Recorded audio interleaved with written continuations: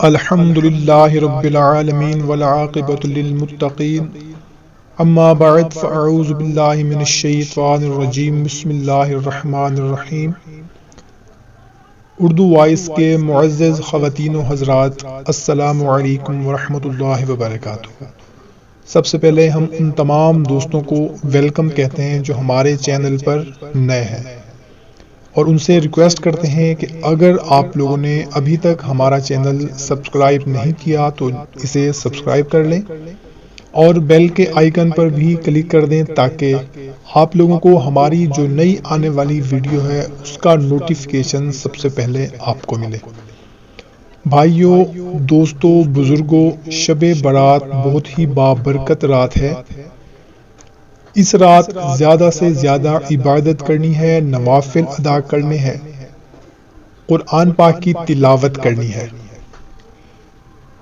امیر المومنین حضرت سیدنا علی المرتضی شیر خدا کرم اللہ تعالی وجہہ الکریم سے مروی ہے کہ نبی کریم صلی اللہ تعالی علیہ وسلم کا فرمان ہے، عن علی بن ابی طالب قال رسول اللہ صلی اللہ تعالی علیہ وسلم اذا کان لیلۃ النصف من شعبان فقوموا لیلها وصوموا نهارها فإن الله ينزل فيها الغروب الشمس إلى سماء الدنيا فيقول ألا مستغفر فأغفر له، ألا مسترزق فأرزقه، ألا مبتلا فأعافيه، ألا سائل فأعطيه، ألا كذا حتى يطلع الفجر۔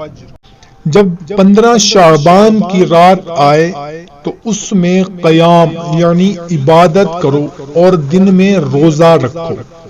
بے شک اللہ تعالی غروب آفتاب سے آسمان دنیا پر خاص تجلی فرماتا اور کہتا ہے کوئی مجھ سے مغفرت طلب کرنے والا کہ اسے بخش دوں، ہے کوئی روزی طلب کرنے والا کہ اسے روزی دوں، ہے کوئی مصیبت زدہ کہ اسے عافیت عطا کروں، ہے کوئی ایسا اور یہ اس وقت تک فرماتا ہے کہ فجر طلوع ہو جائے۔ سنن ابن ماجہ جلد نمبر 1 صفحہ نمبر 444۔